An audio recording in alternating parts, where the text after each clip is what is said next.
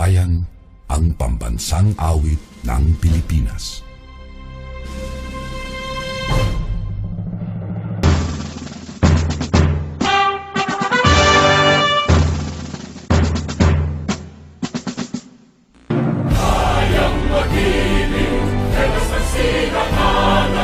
Alam ng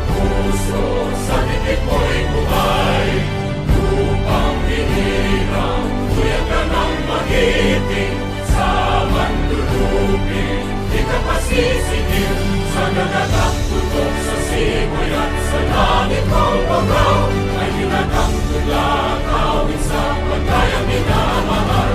Ang isang ng matawad mo'y tagumpay na nagtitindig. Ang bituin at araw niya kailan pa may di magtitindig. Luman ang araw ng walhagit pagsinta, mo'y langit sa piling mo. Ang inigaya ng pagkay mga api, ang mamatay ng dahil sa'yo.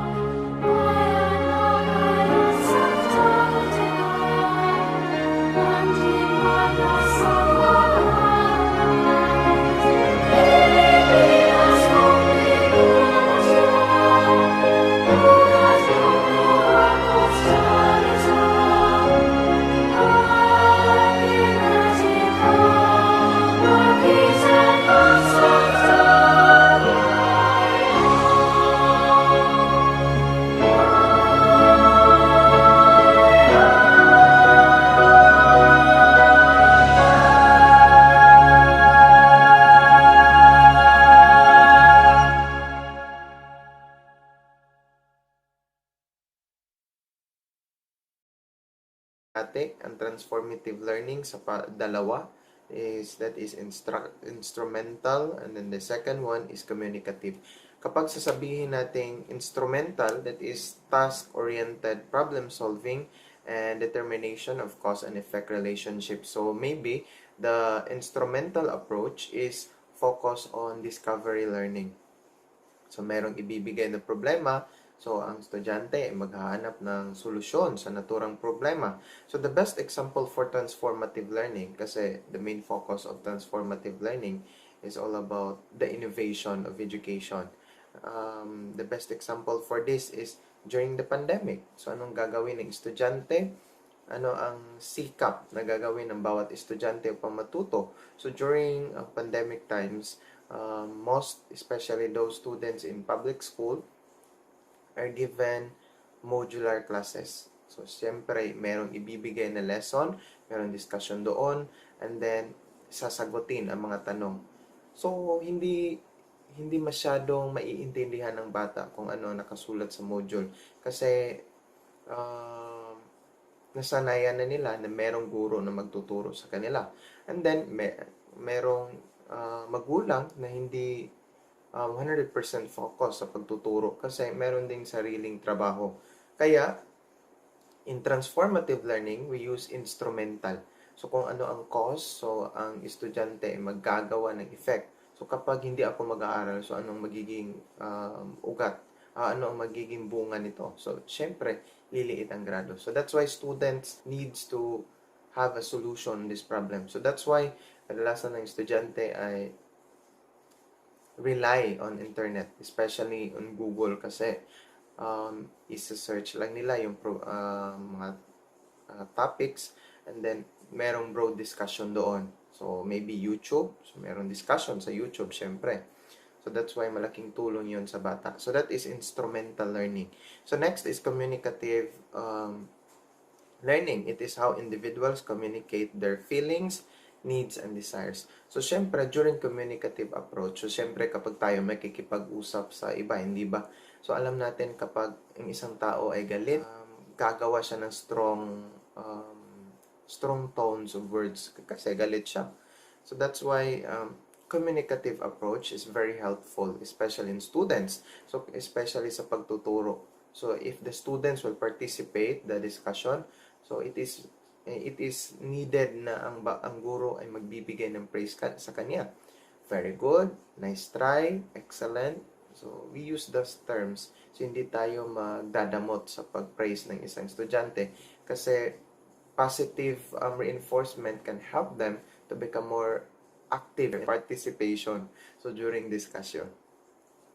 So, merong perspectives sa transformative learning. It is a broad set of predisposition resulting from psychocultural assumptions which determine the horizons of our expectations. So, that's why ang perspectives ng transformative learning is given open-ended questions to learners. So, kapag sasabihin nating open-ended questions is yung mga tanong na madali lang masagutan. So, next is promote critical thinking skills. So, dapat ipopromote natin ang critical thinking skills. Questions that needs opinions about it. So, for example, if natutunan mismo ng bata or he gains knowledge about the discussion, so, syempre, so when he express her opinions about this discussion, syempre, connected sa this topic, hindi ba? So, unlike sa hindi nila natutunan, so, syempre, masyadong malayo ang ibibigay ng kanilang opinion. So, that is transformative learning.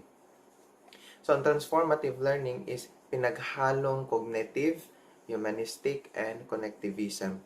So, the reflection, so, ang importante sa transformative learning kasi meron itong reflection. So, it involves critics and assumptions of every student.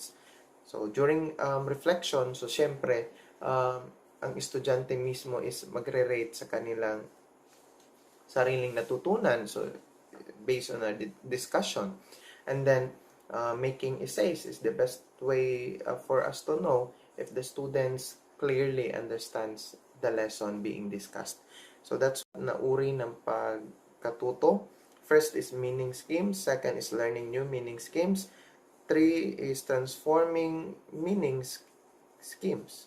So, tatlong ways. So, kaya, the schemes of learning is that ang bawat estudyante ay merong set of goals or merong bracket sa kanilang pagkatuto. So, that's why transformative learning with the help of reflection is the best way for it na mas magli-level up ang pagkatuto ng isang bata if we will use transformative learning. So, that's why transformative learning is important, especially in making gagawa ng pagtataya or making test.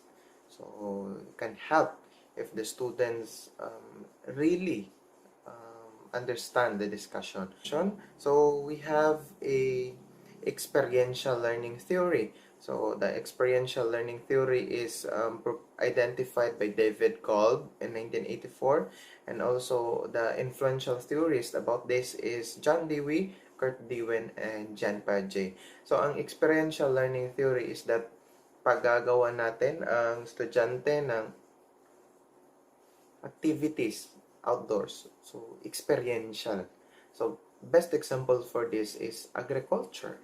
So, kapag upang matutong estudyante paano magtanim, so gagawa sila ng garden. So, kagaya ng ginawa natin noong grade 5, grade 4 to grade 6 tayo, hindi ba? Merong garden, merong home economics na subject sa ating panahon. So, it is better for them to see and experience. So, dapat kanilang they can touch, they can smell, and also they can see it personally. If the learning was experienced, it is considered as lifelong learning, hindi ba? So, for example, for this, so kapag tayo magluluto, so iniwan natin ang ating linuto kasi meron tayong pinanood sa TV. So, pagkatapos natin manood, so nakalimutan natin ang ating sinaing. So, syempre, masusunog yun.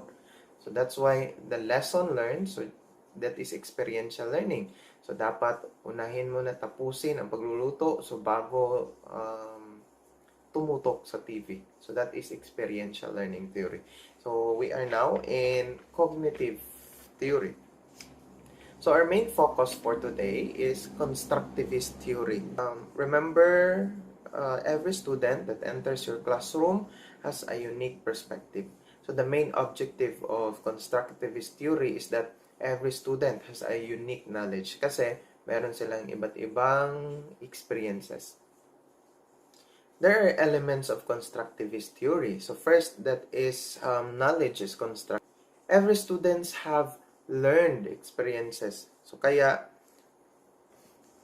ang bawat mag-aaral ay merong sariling interpretasyon or understanding sa bawat lesson na tinatalakay. So, kaya nga, so for example, the best example for this is teaching economics. So, ang bawat estudyante ay merong experience sa pagbili sa merkado. So, syempre, meron silang iba't ibang lessons or tips kung paano bumili. So, kaya nga, knowledge is constructed because of every students are experiencing the same situations so being discussed. So next is learning is a social activity. So hindi nyo ba napansin na during classes, so ang guro ay encouraged to make to formulate groups, hindi ba? So merong tinatawag na group discussion. So pagkatapos ng group discussion, so merong representative about grupo, so to discuss about the topics assigned on them. So by using constructive social activities, the students will engage. So kasi ang guro at ang estudyante ay merong ibang levels of learning. So levels of knowledge. So syempre, ang guro is merong mataas na understanding sa naturang lesson kasi siya ang nagtuturo. And then, student itself has its level of understanding.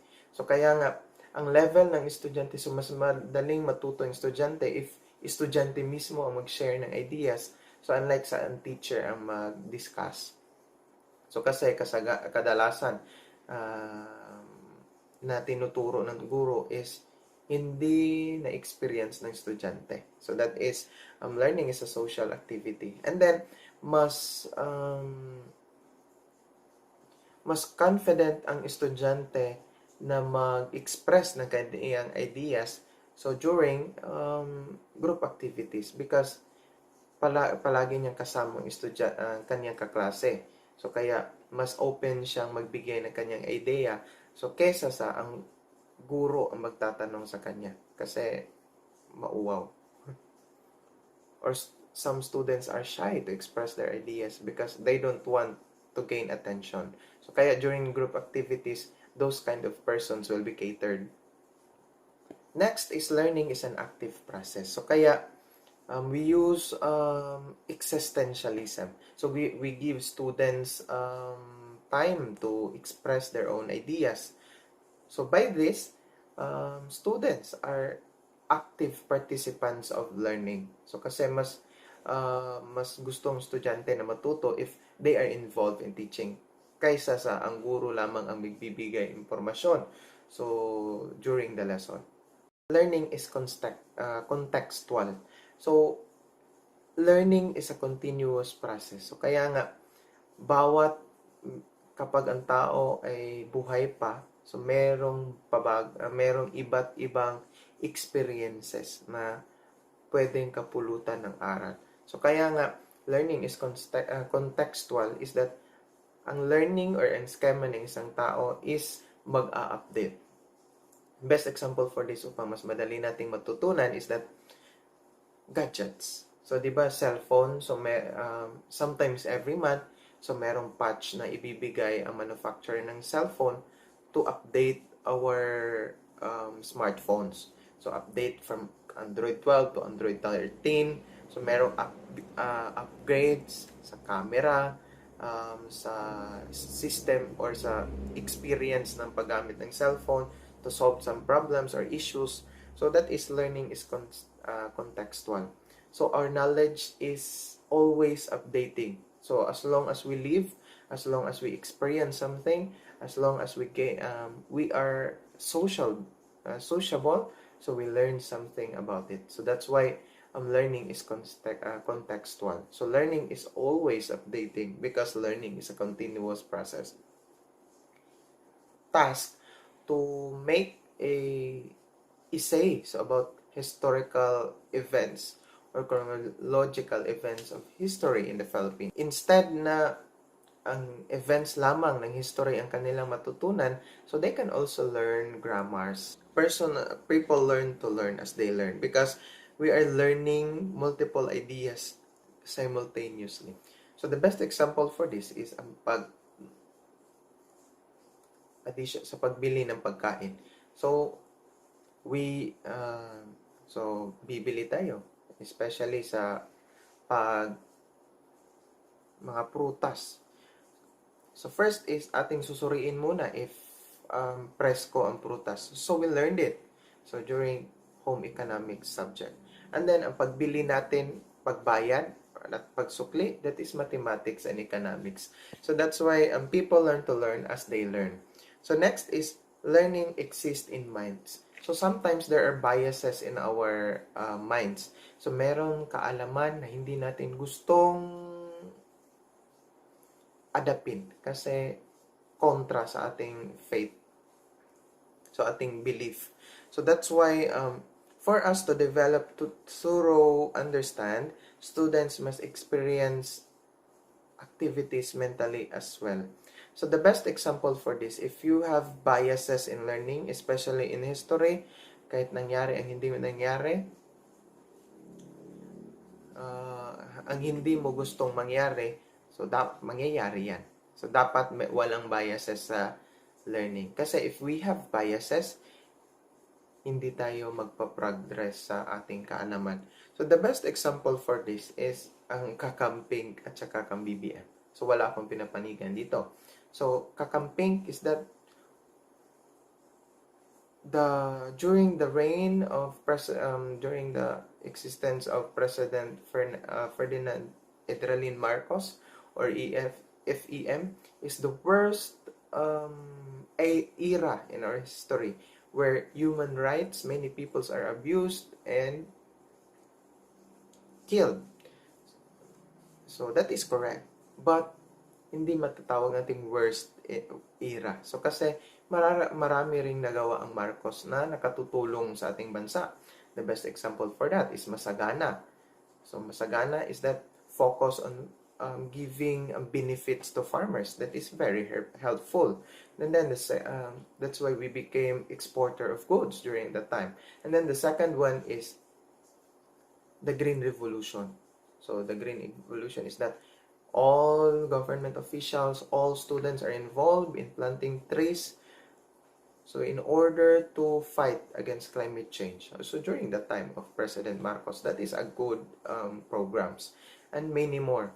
So that's why if we have biases, so hindi natin matutunan ang good sides. So and then during the time of Ferdinand, sa mga pro-Marcos, believe that Ferdinand Marcos era is the best. So but even there is abuse due to abusive person in the government. So they think it is the best, even though there are some peoples are being abused by those in authority. So that is biases in history. So if we have biases, we cannot learn the truth. We cannot move on. So we cannot learn on what is right. So if meron tayong biases, that is why learning exists in mind. So as long as we have bias, progress isn't right for us. Next is knowledge is personal. So because we have different experiences, we have different definition of understanding. So that is knowledge is personal. And lastly is motivation is key to learning. So that's why true motivations is key to by making connections and creating understanding. We cannot learn if we are unwilling to reflect on pre-existing knowledge and activate their thought process. The best example for that when preparing the board exam. So you want to study. So you are motivated to study. So mas marami kang matutunan if you are motivated to study. But if you are forced to study, so syempre wala kang magtutunan doon kasi you are not motivated. So that's why during my first video and on my YouTube channel, it talks about the tips on preparing the board exam. So I encourage everyone not to study if you are unwilling to study. But you should make things to motivate yourself to study daily. So kasi hindi maganda if palagi na lang unwilling ang ating mind to study.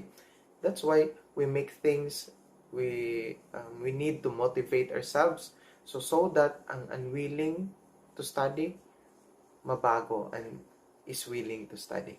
So I do hope that you learned something about the cognitive constructivism. Thank you for watching. First is supply and demand. Second is scarcity. Third is opportunity cost.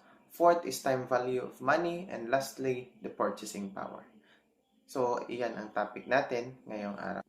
First is law of supply and demand. So, alam naman natin na supply and demand clearly affects our daily lives, especially in buying things. So kapag liliit ang demand and then mataas ang supply, so it means mababa ang presyo ng bilihin.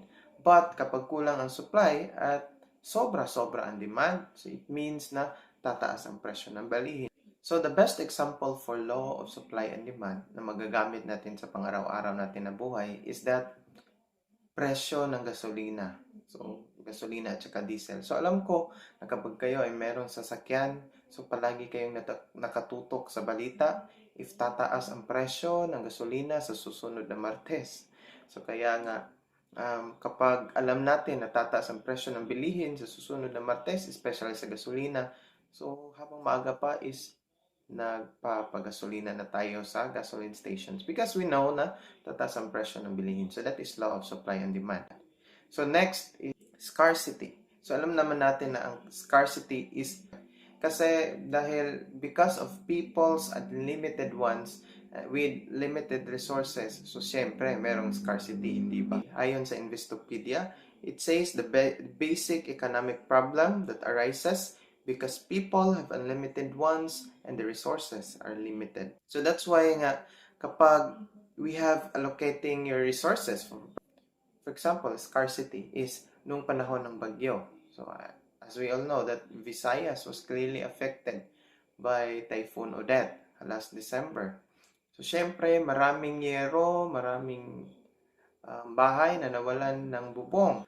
So kaya ibig sabihin pagkatapos ng bagyo is biglang tataas ang demand ng mga house raw materials na gagamitin sa pag-restore ng bahay. So, ibig sabihin, so dahil biglang lumobo ang needs, ang wants sa pagbili noon is, syempre, biglang lulobo rin ang presyo ng bilihin. So that, hindi mawalan ng supply ang merkado. So, kung mawalan man is, syempre, because that is rare, considered rare kasi marami ang nangangailangan. So, ibig sabihin, tataas ang presyo ng bilihin. So, that is scarcity. So, because of unlimited ones, but the resources are limited, so, syempre, maapektuhan ang presyo ng bilihin. So, next is opportunity cost. Kapag sasabihin natin opportunity cost, mayroong kasabihan dito. Nothing is in life is free. So, nothing in life is free. So, that's why kung sasabihin natin opportunity cost, meron itong kasaling tinatawag natin na trade-off. So, if we will say trade-off, it means that in order to gain something, you had to give up something else. So, before na-imbento ang pera, so meron tinatawag na barter system. So, that is the best way to illustrate of what is trade-off. So, kung ano yung bagay na nasa sayo, so in order to achieve sa bagay na meron ng iba na kailangan mo, so you had to give up those things upang makuha mo ang gusto mo. So, ganito din sa opportunity cost. There is trade-off.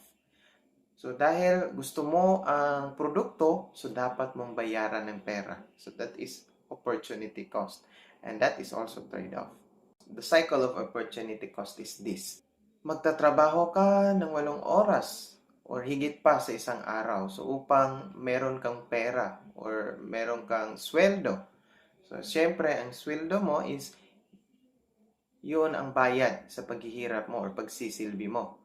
So, and then, yung pera na nakuha mo sa pagtatrabaho is gagamitin mo yon sa pagbili ng pangangailangan mo. So, your needs, your necessities, and your wants. So, that is opportunity cost. So, nothing in this world is free, but you need to give up something else in order to achieve your wants. Next is time value of money. So, I know that hindi ito masyadong kilala, but it is very important in our aspects in daily life. So, syempre, the time value of money is very important. So, for example, if meron kang dollars, meron kang nakatagong dollars sa iyong pitaka, so syempre, ang value ng dollar at saka ng peso is pabago-bago. So, and I know that due to inflation, which is present sa bawat bansa ng mundo, so dahil sa kinakaharap na pandemic, plus kakulangan ng supply ng langis, so dahil sa giyera ng Ukraine at saka ng Russia, so hindi nagkulang ang petrolyo, but dahil sa pagban ng EU at saka ng US sa Russian crude oil, so syempre kulang ang supply sa pangdaigdigang merkado ng gasolina, so or crudo. So it means na tataas syempre ang presyo ng bilihin. So as we discussed earlier, so about law of supply and demand. So dito naman tayo sa time value of money. So dapat synchronize ang paggasta mo ng pera sa value ng money na meron ka. So for example, this time, so dahil inflation, so syempre mataas ang presyo ng bilihin. So meaning, hindi ito ang panahon na maglakwatsa ka at uubusin mo ang pera mo. So dahil alam mo na mataas ang presyo ng bilihin, so meaning na yung sweldo mo na permanent, and then sa pataas na presyo ng bilihin, so syempre magkukulang iyon. So that's why this time we need to be thrift, ang tinatawag na fiscal policy, hindi ba? So during the time if merong inflation rates, so ang mga bangko is i-engage, so tinatawag itong concretionary fiscal policy. So na-discuss na natin yan. So during our previews last month na discussion natin. So meaning, so kapag mataas ang presyo ng bilihin, so syempre bababa ang value ng pera. Dapat merong napagtitipid. So dahil mataas ang presyo ng bilihin ngayon, so we need to be thrifty. So hindi ito tamang panahon sa paggasta. Uubusin mo yung pera mo sa gusto mo, kay liligaya mo. So dahil mataas ang presyo ng bilihin. But so we need to be thrifty. So in order for us to survive in the coming months. So hindi natin alam if kapag tataas pa rin ang inflation, so it means na lulobo ang presyo ng bilihin. So and then permanente lang ang sweldo mo, so posible na hindi na sustainable. So kulang-kulang ng sweldo mo. So dahil sa pagtaas ng presyo ng bilihin. So kasi karamihan tines. So or pagkontrol sa paggasta ng pera. So that's why we need that principle. So in order for us to hindi ako nagsasabi na iipunin mo yung barya mo, isusulod mo sa akansya. So dahil ang paggawa niyan is not good in our economy. So but you need to invest it. So that's why time value of money is need to be the fundamental truth in order to effectively manage your money. So inflation, it is the general increase in prices of goods and services over time. So that's why as a consumer, so your ultimate goal is to increase your income rate at a higher rate than an inflation. So only then will you able to sustain your lifestyle. Dapat we need to prioritize our necessities or basic needs. So before those luxurious things. So kasi baka sa susunod na araw, so dahil sa biglang paglobo ng presyo ng bilihin, so dahil wala kang ipon, so wala ka ng paggasta. So kulang-kulang na ang sweldo mo. So that is the time value of money. So next is purchasing power. So the basic example for purchasing power. So if we are in inflation, so meaning your purchasing power decreases. So kasi, for example, makakabili ka ng toothpaste na worth before, so bili mo yon ng 90 pesos. So 90 pesos times meron kang 1,000, example lang yan ha, na pambili ng toothpaste. So meron kang mabibiling 11 toothpaste. Plus, meron ka pang 10 pisong sukli. So that is your purchasing power. So but because of inflation, your purchasing power decreases. So meaning, so ang 90 pesos na tube toothpaste noon na mabibili mo ng 11 piraso worth 990 pesos is tumaas ang presyo. Biglang naging 100 pesos. So syempre, ang 11 mong nabibili noon plus meron ka pang sukli na 10 piso is mabibili mo na lang ang toothpaste dahil sa inflation. 10 toothpaste worth 100 per tube. So meaning 10 piraso plus wala ka ng sukli. So that is purchasing power. So ang quantity na nabibili mo is decreasing. So that is it is based on your budget sa pagbili ng pagbili. So if you have 1,000 budget before, so marami ang nabibili mo kaysa sa 1,000 peso na budget mo ngayon na meron na we are facing inflation. So that is the purchasing power. So to summarize our discussion, so if you will say law of supply and demand, so the price increases if the supply decreases but the demand is rising. The second one is scarcity. So dahil sa limited ones ng tao, so scarcity is the major problem in economics. Third is opportunity cost. You need to give up something in order to achieve your wants. So next is time value of money. So ang lesson sa time value of money is you need to manage your spending. So that is important for time value of money.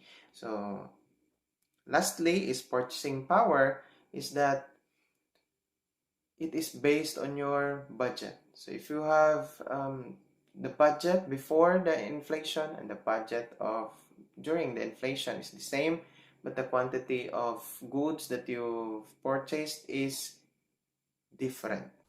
So our first question is, the following happens during a recession when a depression, except blank. A. People love their jobs. B. Business rate bigger profits. C. Total spending drops. Or letter D. Production slows down. So the correct if we will say letter A, people love their jobs. So syempre, they love their jobs because we are in recession, on a depression. So meaning, mahirap ang ekonomiya. So mataas ang inflation rates. So that's why people love their jobs. So that they can buy their basic necessities at home because they have their jobs. So letter B, business rate bigger profits. So, syempre, meron bang malaking kita sa panahon ng recession na sa panahon ng recession is dito nagtitipid ang tao. So that's why letter B is the correct answer. So while letter C, total spending drops. So because spending is drops because of mataas ang inflation rate. So kung mataas ang inflation rate, mataas ang interest rate kapag nag-i-invest ka sa central bank. So in order to maintain the inflation, kasi kung maraming cash flow, so it means inflation will become higher. So while if economy is not active, so the cash flow is not that active, so meaning mas mami-minimize ang pagtaas ng inflation rate. So that's why total spending drops so during in recession. Letter D, production slows down, syempre, kasi wala masyadong bumibili ng mga produkto. So meaning, bababa ang production rate. So that's why letter B is the correct answer. Business rate bigger profits. Number 2, two most important methods used by nations to restrict world trade are 1. Tariff, B. Import quota, 3. Monopoly, or number 4. Cartel. So the choices are A. 1 and 2, B. 1 and 3, C. 1 and 4, letter D. 1 and 2 and 4.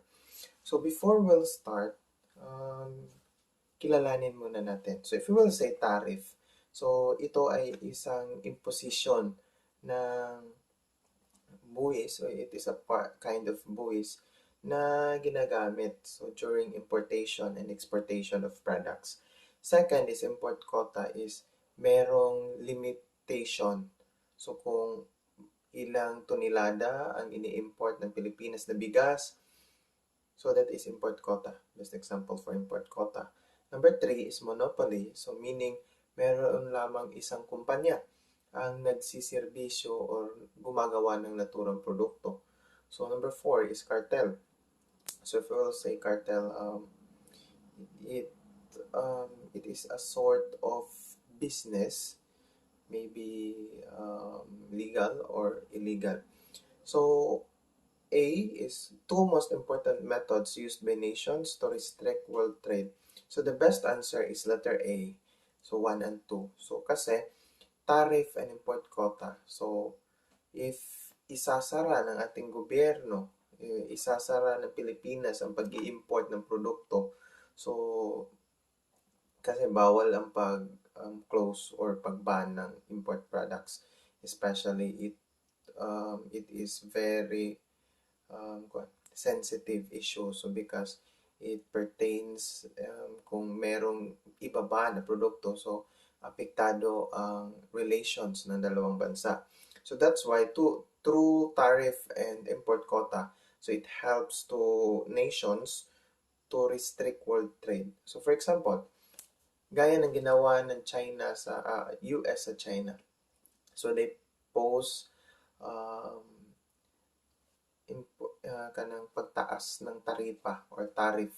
So in order, so kung mataas ang taripa, so meaning merong mga limitado lang ang produkto na ipapapasok sa naturang bansa. So because mataas ang tariff. So and also import quota it's used. For example, so dahil merong away sa China at saka sa US. So for example, before, so merong 40 million tons na feeds ang ini-export ng China papuntang US. So through import quota, so binabaan so to 30 million tons. So in order to help also na mag-boost ang local feeds companies sa US. So that is import quota. So that's why the correct answer is A, 1 and 2. Number 3. Which economic principle states that each country should concentrate in producing those goods it can make most efficiently and buy from other countries those goods it cannot produce as efficiently. So A, comparative advantage, B, economic stability, C, competition, or letter D, monopoly. So alam naman natin kung ano ang competition at saka monopoly, di ba? So that's why we'll discuss letter A and B. So if we will say comparative advantage, so it is an ability to produce goods and services at a lower opportunity cost. While economic stability is allows people the ability to access resources essential to life. So if we will say comparative advantage is that so gumagawa ka ng maraming produkto pero mababa ang lower opportunity cost. So the best example for that is lower opportunity cost. Before, so sa pag-harvest ng produkto, so you use manpower. So manual ang paggamit. So meaning, so hassle kasi if manuals merong limitation. So hindi madali ang pag-harvest. So, and then, it costs time. So, because of, siyempre, tao. So, manpower. So, merong limitations. While, so after that, so nag-shift ang may-ari ng farm lot. So, he used, gumamit siya ng mga makina. So, di ba, meron ng mga harvest trucks so na ginagamit ng ibang bansa so upang mas mapadali ang pag-harvest. So through that, so isa lang ang one time lang ang paggasta. So kasi bumili siya ng makina. So and then hindi na marami ang i-hire. So hindi na marami ang pinapasahod. So kasi he uses machine. So less hassle, mas madali ang pag-harvest. So that's why comparative advantage, so it is an ability to produce more goods at a lower opportunity cost. So that's why the correct answer is letter A, comparative advantage. So kasi ang economic stability, so it talks about how people spend their money.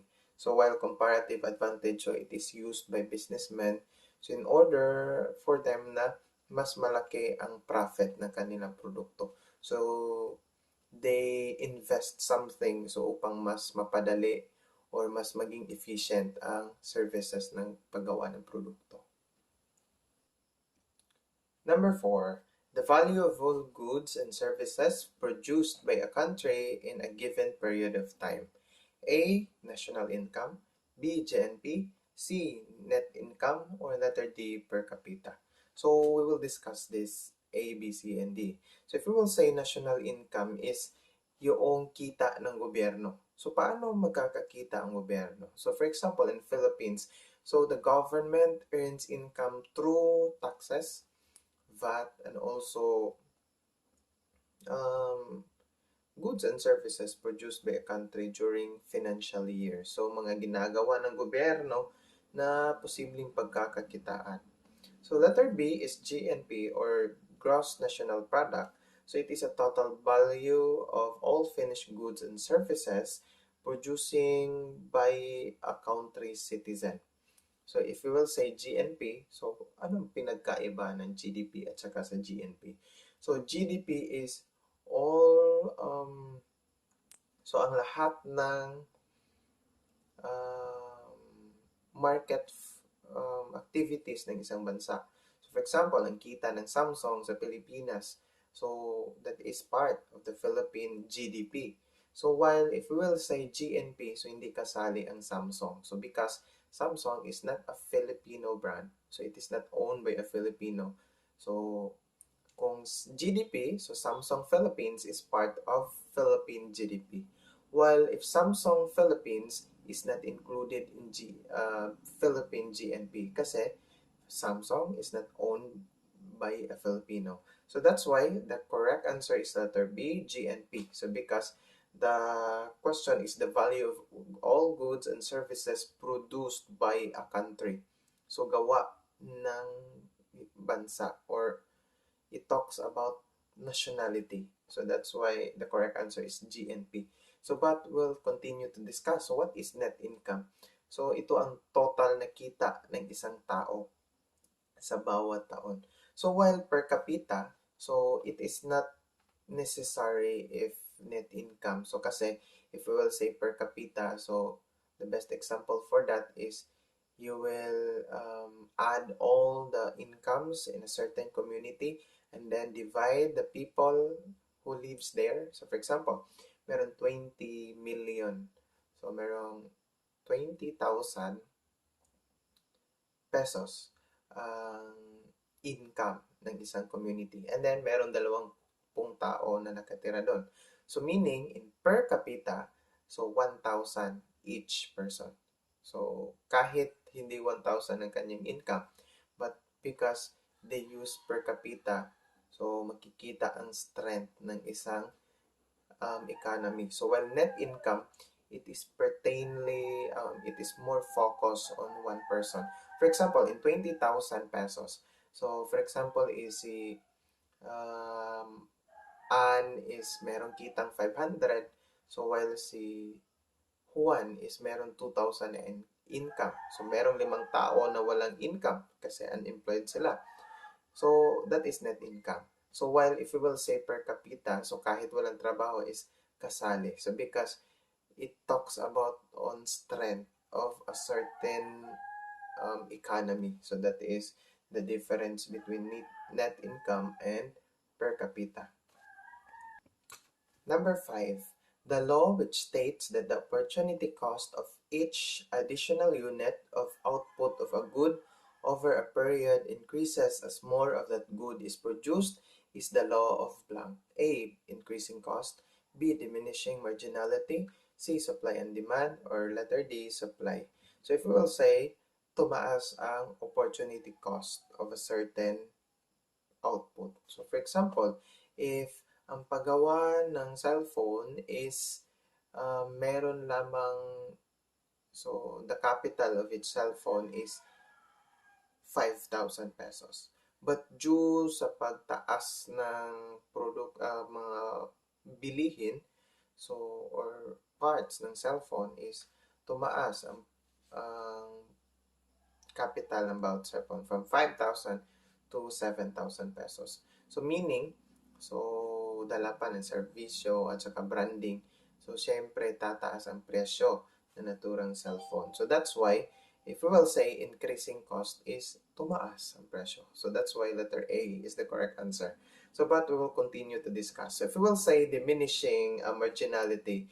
So for example, the best example for diminishing marginality is pagtutukoy ng kahirapan. So for example, the marginality of noting as a poor is merong 5,000 pesos each month na income ng bawat pamilya. So it is considered poor. So example lang ito. So if we will say diminishing marginality is binabaan from 5,000 to 4,500. So that is diminishing marginality. So if we will say supply and demand, so tumaas ang presyo ng bilihin kasi tumaas ang demand. So hindi not related no sa ating situation. So that's why the correct answer is increasing cost. Dahil sa pagtaas ng presyo ng mga sangkap or bilihin, tumaas din ang presyo nito. So the best example for it is, so dahil sa pagtaas ng presyo ng gasolina, so tumaas ang transportation cost ng produkto. So that's why napilitan ang farmer na itaas ang presyo ng kaniyang produkto kasi tumaas ang kanyang gastos sa pag-deliver ng kanyang produkto sa bawat pamilihan. So that is increasing cost. So that's why letter A is the correct answer. Number 6, when the government discusses to spending or increase taxes or both, it engages in blank. A. Expansionary fiscal policy. B. Concretionary fiscal policy. C. Financial policy. Or letter fiscal policy, or letter D. Stabilization policy. So we will discuss about what is expansionary fiscal policy and also concretionary fiscal policy. So if we will say expansionary fiscal policy it is putting money into the hands of consumers. So the best example for this is meron tayo sa pandemya, hindi ba? So we are in the time of pandemic. So due to pandemic, so maraming nawalan ng trabaho. So meaning kung maraming nawalan ng trabaho is marami ang nawalan ng kita or pera. So wala na silang pera na pambili ng mga basic necessities or mga produkto na kailangan sa bahay. So that is expansionary fiscal policy is ang pagbibigay ayuda. So for example, merong social amelioration program sa mga naapektuhan na mga trabahante. So binigyan ng 5,000, I think 5,000 or 10,000 pesos sa mga nawalan ng trabaho. So if we will say expansionary fiscal policy, so kasi nahirapan ang mga negosyante sa pawi or pagtitinda ng kanilang produkto kasi walang bumibili kasi marami ang nawalan ng trabaho. So through expansionary fiscal policy, so binigyan ng gobyerno ng pera ang mamamayan so upang bumili. So through the money na ibinigay ng gobyerno sa bawat pamilya, so it pushes people to buy products. So kung merong pera, so merong cash flow, so meaning babalik ang sigla ng ekonomiya or sa market flow. So that is expansionary fiscal policy. So binigyan ng ayuda ang bawat pamilya upang bumili. So that is expansionary fiscal policy. So if we will say concretionary fiscal policy, it is goal on putting higher interest rates, decrease government spending to control or reduce inflation. So the best example for concretionary fiscal policy is that so dahil sa pagtaas ng presyo ng gasolina, so imbis ang tao na mahilig maglakwatsa or merong road trips, so nabawasan. So kasi nagmahal ang presyo ng bilihin. So concretionary fiscal policy is that the government limits people to spend money. So kasi the more you spend money, the more inflation rates will spike up. So that's why concretionary fiscal policy is kabaligtaran ng expansionary fiscal policy. So if we will say expansionary fiscal policy, ang gobyerno nagbibigay ng pera sa tao upang bumili. So while concretionary fiscal policy is pinahirapan ang tao so upang hindi masyadong gagastos. So kasi the more na hindi active ang market flow sa isang bansa, so the more na makokontrol ang inflation rate. So that's why in some countries, so malalaman ng isang tao na merong concretionary fiscal policy kasi tumaas ang presyo ng bilihin. Second is tumaas ang taxes. So the best example for that is California. So alam niyo ba merong stagflation in California? So that's why in California, so they higher the taxes so in order to control the spending. So to control the masses spending their money. So the more mag-iimpok. So kasi kapag mamahal ang bilihin, so hindi masyadong magastos ang isang tao. So that is concretionary fiscal policy.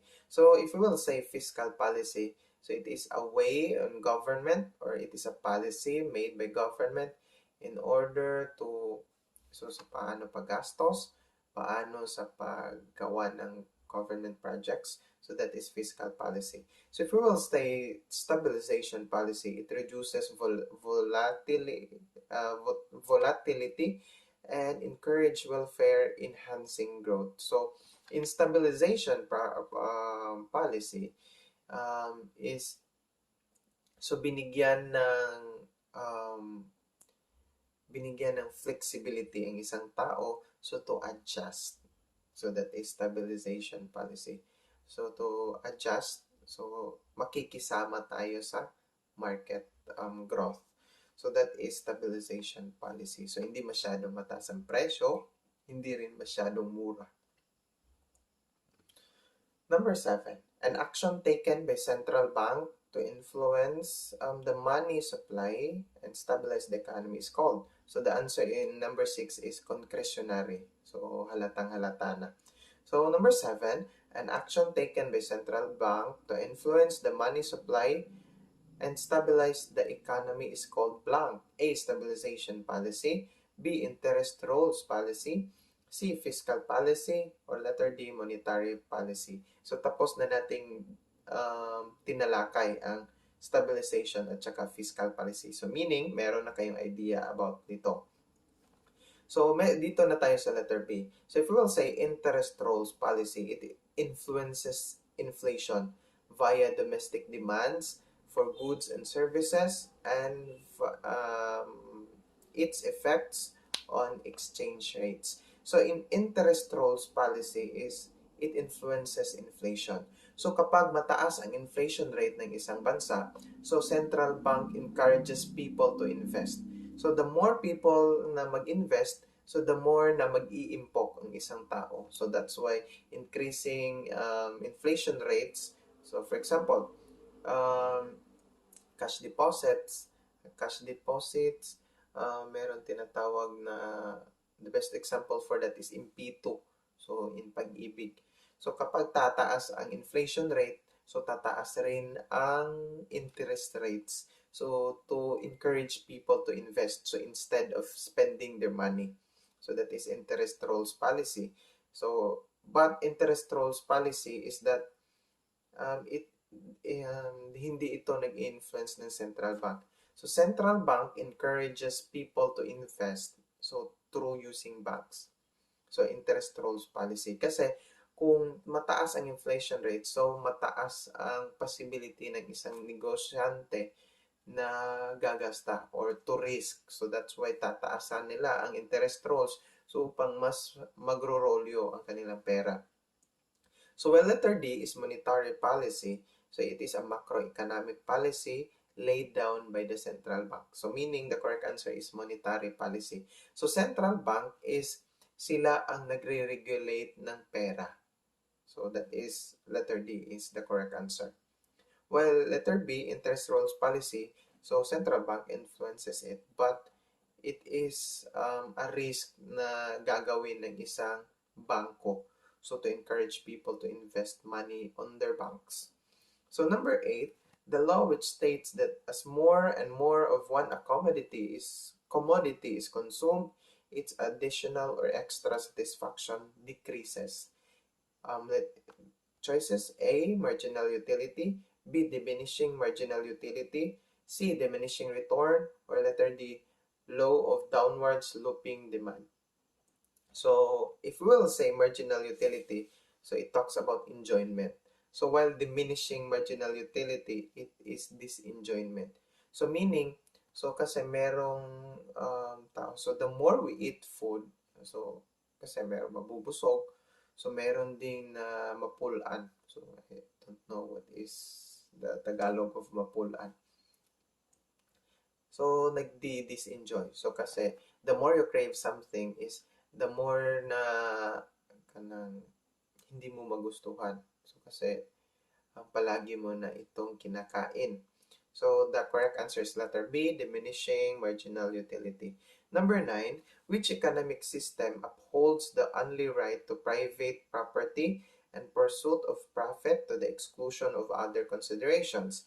A, exaggerated capitalism, B, moderate capitalism, C, socialism, or letter D, communism. So the word itself, exaggerated. So that's why letter A is the correct answer. Exaggerated capitalism. Kasi moderate capitalism, socialism, and communism has its limitations. So while exaggerated capitalism is that the private companies are given unlimited rights. So in order to boost their business. So last number, which prescribes the abolition of private property by force?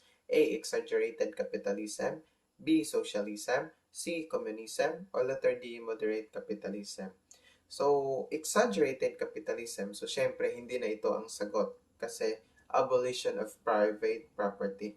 Kasi exaggerated capitalism is binibigyan ng upper hand ang mga negosyante or private properties. So if we will say socialism, it is a mixed economy. So pwede na makisalo ang gobyerno, so especially if that particular policy was abused. So that is socialism, semi-capitalist.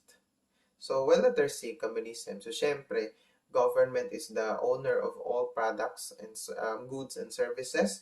So, that's why the correct answer is letter C, communism. Population control of economic development is not done through immoral means and exemplified by blank. A. Ligation. B. Abstinence. C. Ultrauterine device. Or letter D. Abortion. So, alam naman natin na the immoral means na nanatili or nasa choices is walang iba kundi si abortion. Because abortion is considered immoral as we are living in a Christian country. So, abortion is greatly against the laws of religion and also against the laws of humanity. Second question, which problem of resources falls under the task of economic allocation? A. Quality. B. Scarcity. C. Standards. Or letter D. Excellence. So, ating isa-isahin to. If we will say quality, so syempre hindi tayo makapagbibigay ng allocation, task of economic allocation sa quality because it is based on gaano kaporsigido ang mga workers to build a great quality of the product na kanilang ginawa. So if we will say C, letter C, standards, so hindi naman ito task of economic allocation. So because it is considered standard competency. So or kanang masasabi natin na bracket kung gaano katibay. So while letter D is excellent, so it is based on the services and also the products itself. So hindi ito magagamitan ng task of economic allocation. So walang iba, the correct answer is letter B, scarcity, because of dahil sa pagkukulang. So that's why kapag dito sa atin, for example, kapag kulang ang supply ng bigas sa Metro Manila, so syempre kapag sobra-sobra ang produkto na natitira dito sa Region 3, sa Region 7, so pwede nila yung ipadala doon sa Manila upang makuhanan ang kakulangan sa supply sa naturang region. So that is number 2. Number 3, non-economic wants and needs revolve around the issue of blank. A. Job underemployment. B. High prices of commodities. C. Women's role in society. Or letter D. Lowered family income. So kapag sasabihin natin non-economic wants and needs revolve around the issue of blank. So kapag sasabihin natin job underemployment, so syempre pinili niya yon. So dahil siguro walang bakanteng trabaho na naaayon sa kanyang kurso, so napilitan siyang kumuha ng job underemployed. So underemployment, which means yung trabaho mo ay hindi related sa iyong kurso na natapos. While letter B is high prices of commodities, so syempre hindi naman ito ng economic needs and wants kasi high prices of commodities is based on law of supply and demand and also based on time value of money or inflation. So letter C, women's role in society. So syempre, that is the correct answer. So while letter D is lowered family income, so syempre, hindi yan kasali sa issue ng non-economic wants and needs. Kasi these three, job underemployment, high prices of commodities, and lowered family income, syempre is considered as points of economic wants and needs. So only the women's role in society is not part of non-economic wants. So number 4, in economics, economic wants and needs are exemplified by blank. A. Plight of political prisoners. B. Movement of gay rights. C. Excellence in profession. Or letter D. OFW work remittance. So, syempre, the correct answer is letter D, OFW work remittance. So, kapag sasabihin natin remittance is merong ugnayan ang pera. So, kapag merong cash flow, so that dyan papasok ang economic. So, that is the best example for economic wants and needs, the OFW work remittance. Number 5, one example of complementary need that supplements basic needs is blank. A. Dress. B. Haircut, C. House, or letter D. So kapag sasabihin nating complementary is harmony or nakisali. This is letter A, dress, letter C, house, and letter D, food is part of basic needs. Kasi hindi consider na hindi mabubuhay ang tao kapag wala siyang damit. So, wala siyang bahay at saka wala siyang pagkain. So, that's why letter D is the correct answer, haircut, because that is complementary. So, nakisabay lang sa basic. As A, C, and D is considered as basic needs. Number 6. Needs are created by commercial advertising, but some goods can be harmful such as blank. A. Fast foods, B. Condominiums, C. Cigarettes, or letter D. Beverages.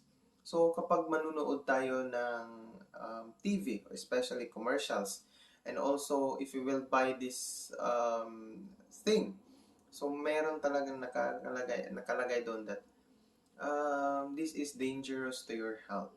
So, by procuring this, it will lead to lung cancer, etc. So, the correct answer is letter C, cigarettes. So, kapag bibili tayo ng sigarilyo, especially kung isang kaha ang bibilhin natin, so meron nakalagay doon. Plus, meron pang picture na merong lang katawan. Number 7. What did Adam Smith see as an outcome of competition and profit seeking? So as we all know that Adam Smith is the proponent of laissez-faire. So atin yan tatalakayin maya-maya. A. Prosperity, B. Business security, C. Honesty in enterprise, or letter D. Rich gets richer. So kapag so merong deduction method kasi kapag mag-a-answer tayo, kapag sasagutin natin ang questions, especially with multiple choice. So, syempre, letter B, business security and honesty in enterprise is not related with the outcome of competition and profit seeking. So, kasi kapag na-obserbaran natin is kapag bago ang produkto is maraming laman. But, kapag sisikat na naturang produkto is kakaunti na lang ang laman ng kanilang produkto. So that is honesty in enterprise is, I think, it is not considered part of outcome of competition and profit seeking. So ang ating papilian na lang is letter A, prosperity, or letter D, rich gets richer. So kapag sasabihin kasi natin rich gets richer, so hindi naman siguro lahat ng negosyante is nagsimula maging mayaman. So, di ba, nagdaan sila sa pagiging mahirap at saka pagsubok upang mapalago ang kanilang negosyo. So, that's why rich gets richer is not the correct answer. The correct answer is prosperity, syempre, because the outcome of competition and profit seeking is that it will boost the economy. So, that's why prosperity is the correct answer. Plus, if the competition and profit seeking gets higher, or tinatawag itong economic aid, these were the new crops introduced by Spanish missionaries to the natives during early Hispanic days, except blank. A. Watermelon and peas, B. Cocoa and wheat, C. Squash and coffee, or letter D. Rice and corn. So kapag sasabihin natin watermelon and peas, so syempre, alam na natin that watermelon and peas, hindi ito nagmula sa Pilipinas. So letter B is cocoa and wheat. So, syempre, cocoa is from Latin America. Doon yan nagsimula. While wheat is doon sa Mediterranean. So, syempre, nanggaling din yun sa Spain. Letter C is squash and coffee. So, squash is, merong native squash dito sa Pilipinas, but coffee is not native here. So, that's why the correct answer is letter D, rice and corn. So, nalaman natin na ang Banawe Rice Terraces is ginawa during pre-Hispanic era. So, syempre, kapag sasabihin natin pre-Hispanic era is before the colonization of the Spanish.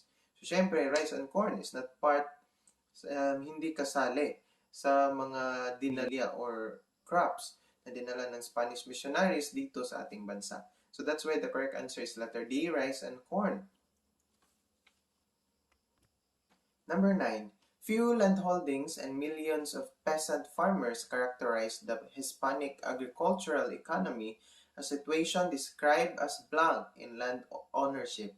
A. Monoism, B. Monopolism, C. Dualism, or letter D. Altruism.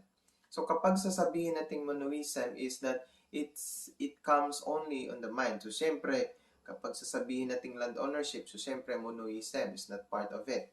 So letter B is monopolism. So hindi naman siguro kasali ang monopolism sa land ownership kasi it is considered as a privilege given by a certain person. So monopolism is used in businesses. So kapag for example, is ang negosyo mo is yun lang ang nagtitinda sa buong Pilipinas. So that is part of monopolism.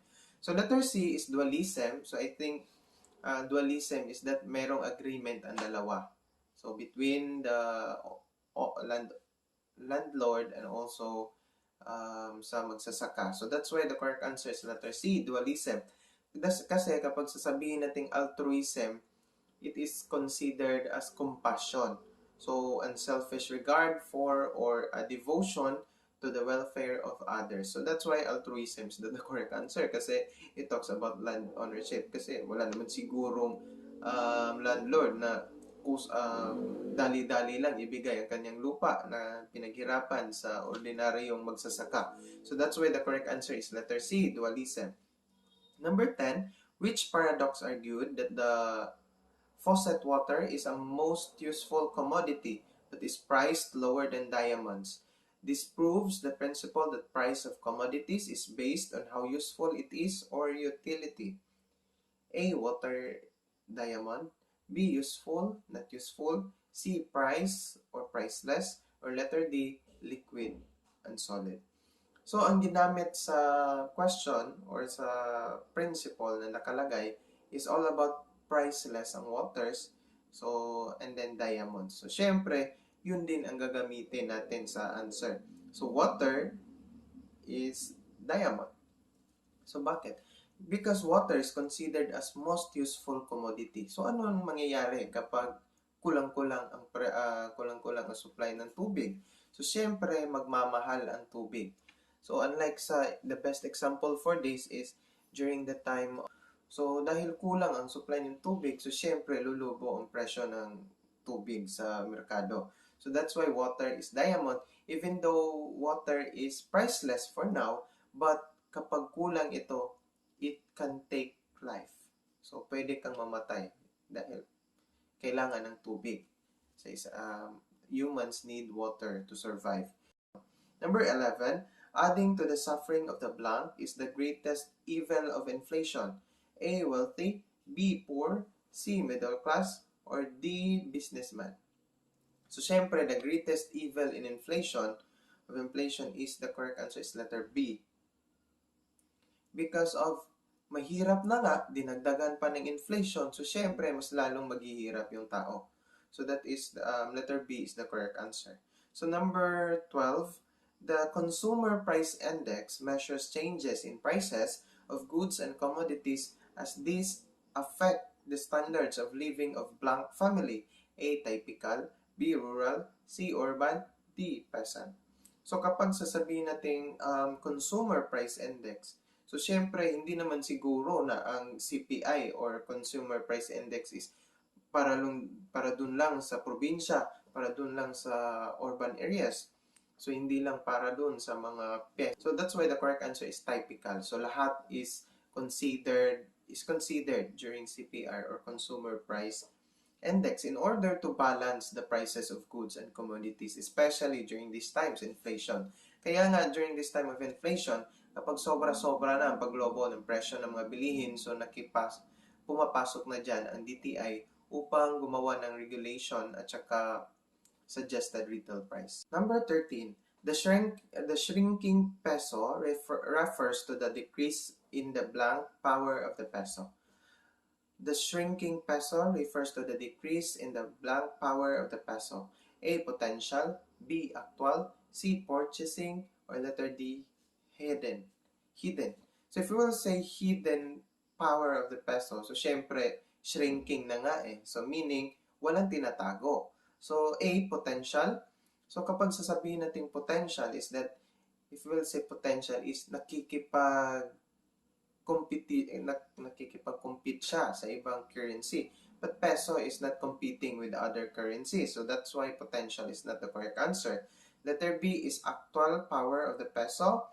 So pwede. C, purchasing power of the peso. So syempre, that is considered part. But if we will say actual, so shrinking peso refers to the decrease in the actual power of the peso. So syempre, from the word shrinking peso itself to decreases in the actual power of peso. So the correct answer is purchasing. Kasi it is based on economics eh. So if we will say actual, so that is actualization. So pwede itong gamitin sa professional education. To counter the law of diminishing return or same input decrease output, the following are applied except blank. A, improve technology. B, watch the market. C, apply more capital. Or D, equip labor with greater skill. So if we will say law of diminishing return, it means na malaki ang capital na ibinuhos mo, but the output is still decreasing or hindi naabot ang kuta mo. So that's why the best in order to improve the aron upang mawala ang law of diminishing return, so improving the technology is a great help.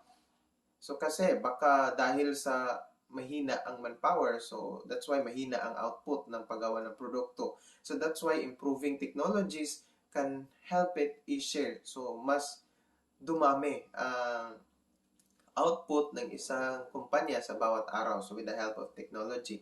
So letter C, apply more capital. So adding more employees, so can also help in order to boost the output of the said product. So while letter D is equip labor with greater skills. So it can also help kasi minsan managerial skill, dahil sa kakulangan ng managerial skills, that is one aspect na merong law of diminishing return. So that's why with help of this, so it can help lessen the law of diminishing return. So that's why the correct answer is letter B, watch the market. Kasi ang tanong is except. So siya lang ang naiba dito sa choices.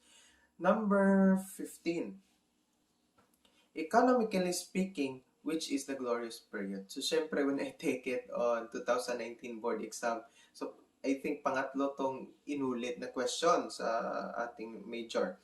So A, stability. B, depression. C, boom. Or letter D, recession. So kapag sasabihin natin stability is stable lang ng ekonomiya ng isang bansa. So syempre hindi yun matatawag na glorious period kasi hindi tumaas, hindi rin bumaba. So steady lang. So that's why stability is not considered as glorious period. Letter B is depression. So syempre sino namang glorious period so during depression. So depression is pagbaba ng economy. Well, letter D is recession. So syempre from the word recess itself is pababa rin. So that's why the correct answer is economic boom. So maraming dito kasi akala nila ng economic boom is a negative side. So that's why they choose stability. So economic boom is an expansion and peak phases of business cycle. So the best example for economic boom is that during holiday seasons. Best example for it during Christmas vacation. So dahil sa Christmas vacation, tataas ang tourist visibilities ng isang lugar. So syempre, yung mga lugar na kilala, so dadalawin yan dahil walang pasok, so merong leave ang mga trabahante. So that's why economic boom. So that is a peak season. So especially sa transportation and also hotels and etc. So that's why the correct answer is economic boom. Number 16, the following are the elements that make possible nations to produce goods and services except one. A, labor force. B, capital. C, natural resources. Or D, geographical location. So, ang pinag-usapan dito is producing goods and services. So, if we will say labor force, so syempre, nakapag-produce ito ng goods at saka ng serbisyo. So that's why it is not the correct answer because meron except sa tanong. Letter B is capital. So syempre, paano ka makapag-produce ng produkto if wala kang capital? So that's why capital also is included in producing goods and services. Letter C is natural resources. So, syempre, makapagagawa ka ng produkto because of natural resources. Kasi, anong gagawin mong produkto without the aid of natural resources? So, that's why the correct answer is letter D, geographical location, because of ang bawat lokasyon is merong nakatagong produkto or serbisyo na kinakailangan. So, for example, sa disyerto, so siyempre, mainit ang disyerto. So, the best services for that is that you offer cold climate. Magbebenta ka doon, gagawa ka doon ng paggawaan ng aircon, which is very useful sa mga mamamayan na naiinitan sa klima nila. So, that's why the correct answer is letter D, geographical location. So, number 17. In order to grow, a nation's economy must blank. 1. Add to its productive resources. 2. Increases its citizens' standard of living. 3. Locate and develop additional natural resources. Or number 4. Create new technologies, train scientists, workers, and business managers. A. 2, 3, 4. B, 1, 3, 4, C, 1, 2, 4, or letter D, 1, 2, and 3. So, ang pinatatanong dito is, paano palaguin ang ekonomiya? So, number 1, add to its productive resources. So, syempre, by adding resources itself, it will become productive and also thus helpful in growing our economy. So, number 2, increases its citizens' standard of living. So, syempre, hindi naman kailangan ito. Dahil kusang tataas ang standard of living ng isang tao kapag patuloy na tataas ang ekonomiya ng isang bansa or economic, tinatawag natin yan, merong tinatawag na economic, so kapag marami ang economic related transactions ng isang lugar is, syempre, kusang tataas ang standard of living. The best example for that is Singapore. So kasi patuloy na tataas ang ekonomiya ng kanilang bansa, so patuloy ring tataas ang standard of living nila. So that's why kapag tataas ang ekonomiya, tataas rin ang standard of living ng isang bansa. Number 3 is locate and develop additional natural resources. So syempre, it is important in order to grow the nation's economy. And then the last one is number 4, create new technologies, which is very helpful in order to ease traffic. So we must create another plan. So maybe subways and etc. So train scientist workers in order to engage. So palaguin ang ekonomiya, palaguin ang teknolohiya sa subways in order to engage sa mga gumagamit ng sasakyan na hindi na gumamit at sasakay na lang ng train at saka sa subways. And also, business managers can also help in order to manage the business, thus help them grow effectively. So that's why the correct answer is B, 1, 3, and 4. Kasi number 2 is not very useful. So number 19, per capita GNP is obtained by blank. A, by dividing a nation's total GNP by 5 years. B, by dividing a nation's total GNP by the average Filipino. C, by dividing a nation's total GNP by the number of citizens 18 and above. Or letter D, by dividing of nation's total GNP by its entire population. So kapag sasabihin natin GNP is that it talks about the strength of economy. So, the stability and the strength of the said economy. So, kasi if we will say GNP is yun lamang mga produkto na pagmamay-ari ng Pilipino is kasali domestically and domestic and international brands or products which is owned by Filipinos is part of the GNP. So, that's why OFWs is considered as bagong bayani because of through the remittances it can boost our strength of GNP. So, kasi kita iyon ng mga Pilipino. So, that's why the correct answer is letter D, by dividing of nation's total GNP by its entire population. So, through this, it can, kaya nga meron tinatawag na GNP per capita, so which is very useful in order to study, in order to know the strength of a certain country in terms of economic strength. So last number, Adam Smith believed that the desire of business people is to earn profit.